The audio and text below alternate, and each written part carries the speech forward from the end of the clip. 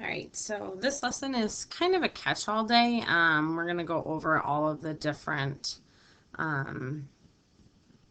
key characteristics that we have done, and we're going to do them in linear, exponential, and quadratic. Obviously, linear and exponential being from Math 1, and then our focus of Math 2 being quadratic. So first, this isn't on your notes. But it might be something good to write down at the top of the page. We know this, right? We know from yesterday that our rate of change is y2 minus y1 all over x2 minus x1.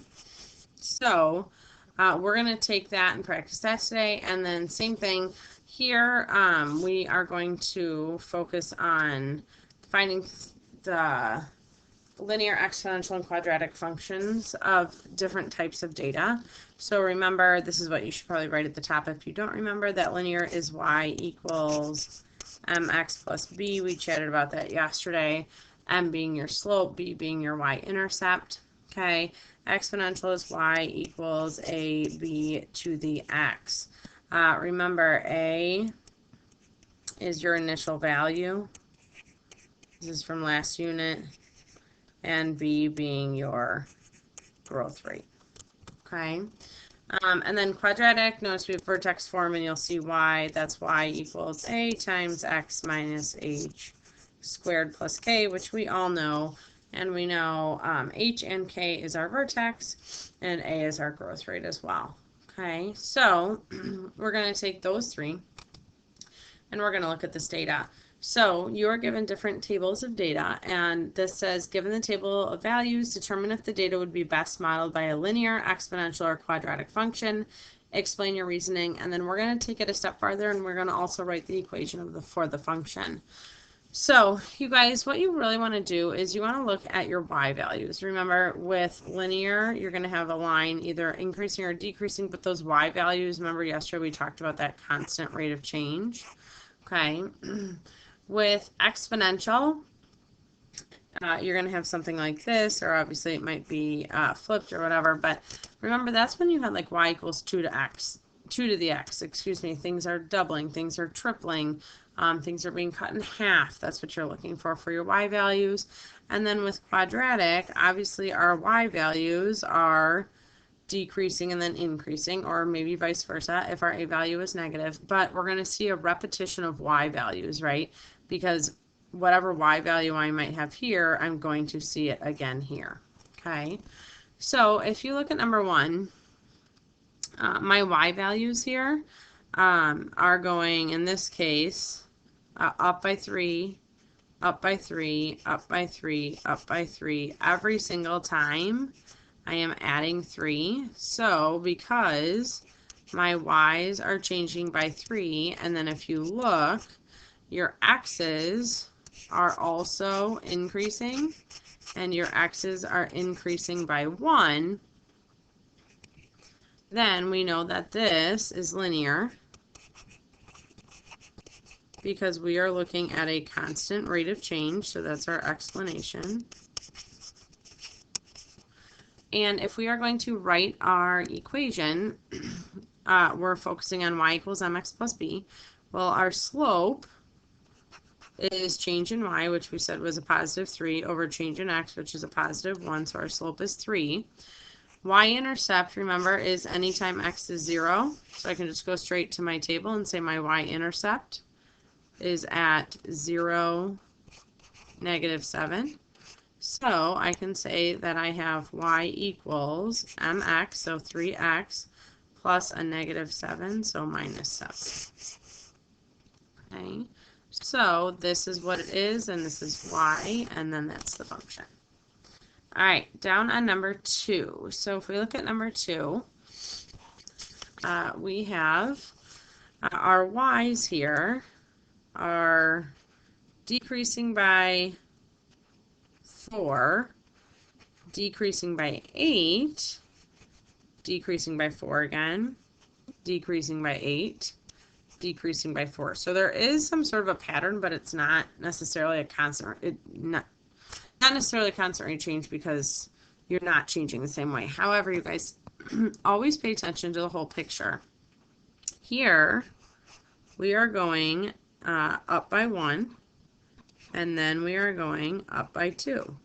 Then we are going up by 1, then we are going up by 2, then we are going up by 1. So if you notice, what really happened here is that we have a gap, okay? We never got a -1 here. We have a gap here. Never gave you the x equals 2 value. Well, if you notice, those are the two spots that were going down by 8. So technically this is linear. We do have a constant rate of change.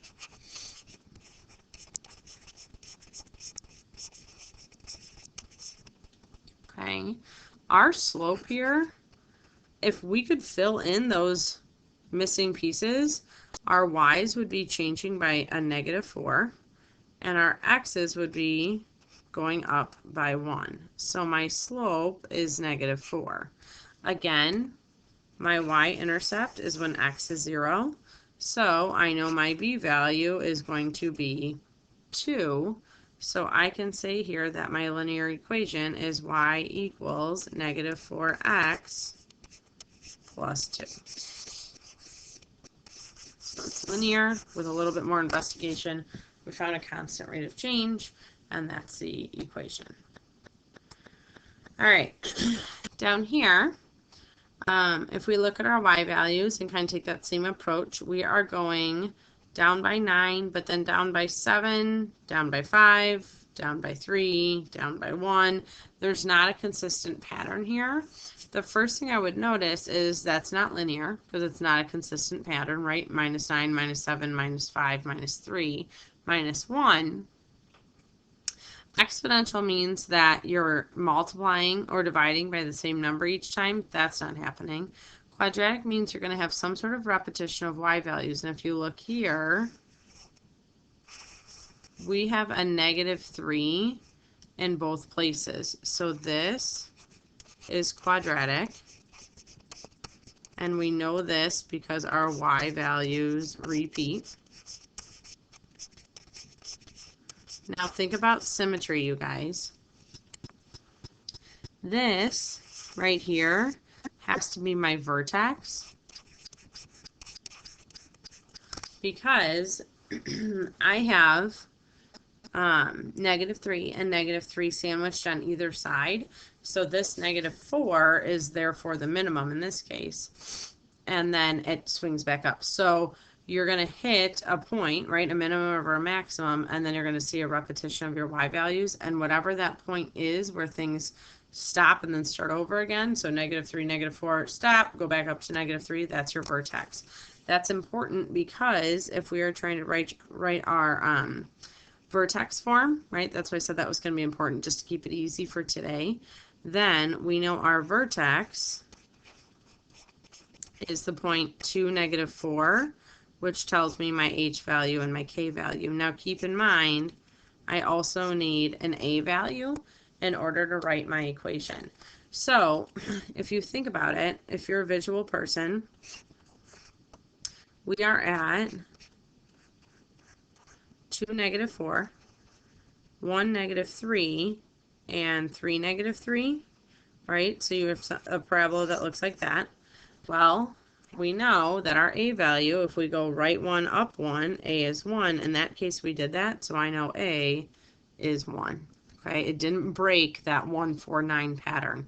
So I'm going to say that I have y equals 1, which you don't have to write, times x minus h squared plus a -4. So this is our equation. This is our type of equation and y. Okay, again, you guys, you can write that 1 in there if it makes you feel better, but you don't have to. Okay. If you take a look at number 4. Number 4, we have our y values are 4, 8, 16, 32. So they're not going up by the same amount every time because that's +4, +8, +16, +32. But if you notice, and we don't have any repetition of y values like we did in the last one, but 4 times 2 is 8. 8 times 2 is 16. 16 times 2 is 32. So this is exponential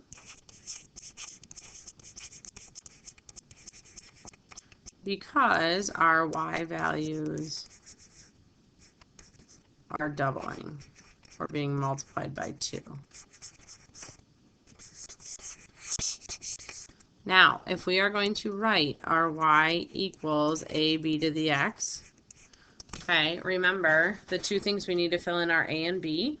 A is our initial value, and b is our growth rate. So I'm multiplying by 2, so I know b is 2. Now for a, it's almost like a y-intercept in a way. Your initial value. So here, if I substitute 0 in for x, 2 to the 0 is 1. And if we have 2 to the 0 being 1, then what do we need to multiply by in order to get our y? So here, our initial value is like our y-intercept. So if x is 0, y is 32, so that's going to be your a value. So your equation is y equals 32 times 2 to the x. Okay. All right, for number 5.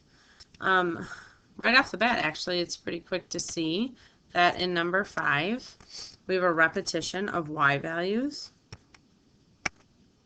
So here and here, we have a repetition of y values. So again, this middle point right here is going to be my vertex. So we can say that it's quadratic. Sorry, this handwriting on my computer tonight is really something special. That says quadratic. And we have repeated y values.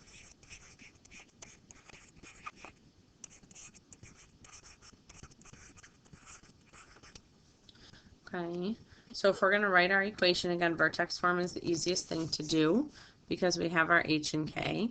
So we have y equals, we need to figure out our a. We have x minus a negative 2 squared plus 1 from our h and from our k. Now, for our a value, if you, again, need a picture, do that. We're here. So at negative 3, I'm at 2. At negative 2, I'm at 1. And at negative 1, I'm at 2. So again, we are going right 1, up 1. So since I'm going up 1, that means my a value is 1. So if you want to write in the 1, because that makes you feel better, go for it, but you don't have to. All right, last but not least, if you look at your y values, we are dealing with 1/2, 1, 2, 8, 16, 64. So we're multiplying by 2, multiplying by 2, multiplying by 4. So times 2, times 2, times 4, times 2, times 4. But then again, similar to number 2, this isn't consistent either. This is going up by 1, up by 1, up by 2, up by 1, up by 2. So again, same deal, where we're doubling what we're multiplying by, we're also skipping. So we have a missing value there. So what should go here, if we had 0, 2 times 2 is 4, right? We're missing that point. Same thing here. If I had a 3, that'd be 332. It just isn't written in. Okay, so we have our, oh my gosh, I'm totally blanking. Exponential. Sorry, that was the word I was looking for. This is an exponential graph. And that is because our y values in this case are also doubling. Oh my gosh, guys, I'm killing it right now. All right. And there's that awesome handwriting that you all know and love. Not. All right, so, sorry. You're really snarky on these videos. We have y equals our a value and our b value. Well, we know b is 2 because that's what I'm multiplying by. Our a value is our initial. We actually had to fill that in. That's 4. Okay. So we have 4 times 2 to the x, and that would be your equation. Okay. All right, so now we're going to take all of that, now that we've kind of refreshed your memory on exponential and linear and a little bit more than we did yesterday. We're going to look at these different options and answer the questions, and these are going to focus on key characteristics. So, which function has a greater y-intercept? So you guys, this is something that we've been talking about a lot. A y-intercept means x equals 0. So, I need to look at part A and I need to look at part B. So where x is 0, in this case, y is 4. And in part B, where x is 0, y is 5. So, which one has a greater y-intercept? Well, 5 is greater than 4. So, part B is your answer. Okay, it's that easy on that one. All right, on the next one, we have which function has a greater rate of change over the interval 1 to 4. All right, you guys, when it is written that way, that means that the interval, it's kind of like interval notation, right? That's the same way of saying x equals 1 and x equals 4. It's just the shorter way of writing it. So we're going to have to do some work here for A. Okay. We have 3 times 2 to the x. So let's see, let's do this for part A. I'm just going to make a little table because we don't have a lot to do. We need to know when x is 1 and when x is 4. So when x is 1, well, that would be 3 times 2 to the first. 2 to the first is 2. 2 times 3 is 6. And then we have 3 times 2 to the fourth. Okay, well, 2 to the fourth is 16. 16 times 3 is 48. So now we have our x1, y1 and our x2, y2. So our slope here for part A is going to be 48 minus 6 all over 4 minus 1. So we are looking at 42 over 3. So our rate of change is 14 for part A. Now for part B, you guys, this is just rise over run, right? When you have the graph. So rise, how far up did I go? And run, how far over did I go? Well, the difference between my rise, my y values, I went from 4 to 13, so I went up 9. And then my x values from 1 to 4, I went a positive 3.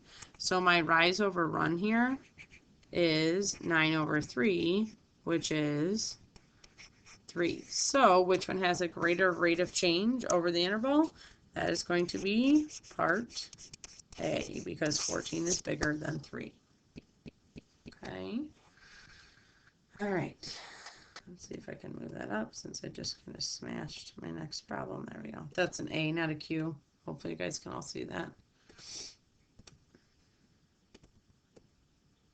There we go. All right, so on the next one, we have the key feature of which function has a greater number of x-intercepts. Okay, well, x-intercepts are when y equals 0. So if you look at this graph, okay, we don't have a y being 0 at all. However, you need to be able to say, okay, if I were to graph these points, what would happen? Well, if you notice, we know 0 is the difference between positive and negative. And right here, this switches from positive 2 to negative 3, which means if I were to graph this function at this point, we would be crossing through the x-axis because y would have to become 0 in order to get from positive to negative. So right now I know I have one y-intercept here. Okay. Now for part B, this is a quadratic. Remember, I always say the most important part of a quadratic is, hopefully in your head, you're saying the vertex. So x equals the opposite of B all over 2 times A So we have negative 3 over 2. Okay. So now I have y equals negative 3 over 2 squared plus 3 times 3 over 2 plus 4. Okay, so if you calculate that, feel free, obviously you have some pretty nasty numbers there. Okay, so 1.5 or negative 1.5 squared is 2.25 plus 4.5 plus 4, you get 10.75. Okay, so that means the vertex on this graph is at the point negative 1.5 or negative 3 halves, 10.75. Okay, and this graph opens, if we're here, it opens up because A is positive. You guys, that's never going to hit this line, ever. So this, well, this only has one y-intercept. This, I'm sorry, I should have written x here. This has none. Okay, it's never going to cross the x-axis. So, because of that, that means part A has the greater number of x-intercepts. I'm sorry, you guys. 5 minutes ago, I should have caught on to the fact that that should be an x. Okay. All right, so again, for part B, all I did was I found the vertex, even though it was ugly, and I found the way it opened, and that told me right off the bat that this was going to be a none. You guys say A was negative there, and it opened down. Well, then you would have had 2 x-intercepts, and the answer to this question would have been different. Okay. All right. And what I believe is the last one. Yeah, there we go. All right, which function, let's try that again. There we go. Which function has a larger relative maximum over the interval negative 2 to 2? So you guys, that, you know what that is. That is asking for the biggest y value, because we're looking for a maximum, between x being negative 2 and x being 2. So the first one is the table. So we are just looking from negative 2 to 2. Okay, I don't care about anything else on that table. Well, the biggest y value from negative 2 to 2 is 10. Okay. Then if you look at part B, I only care about from here to here. Well, the largest y value there is the 12 that we start with. So in this case, 12 is greater than 10. So part B is your answer. Okay. So we're really just honing in on key features, really starting to recognize the difference between why all of a sudden we have these quadratics versus linear and exponential from last year. Okay, it is really good practice. This homework you should hopefully be able to complete rather quickly. And then if you owe me any homework, you guys, you have to start catching up on that. Okay, homework tonight looks like this. It's the exact same thing that we just did. Okay, except you have A, B, and C options. Same deal though. And all of the answers are on the bottom. You guys, this should not take you a super long time, so take that extra time to not only go over your missing assignments, but just, you know, I can't stress enough, take stock in what you need to focus on. Where are you at with the 3 different forms? Where are you at with word problems? Where are you at with domain range increasing and decreasing? Spend some time tonight really working on those so you can come in with questions. Okay? Have a great day.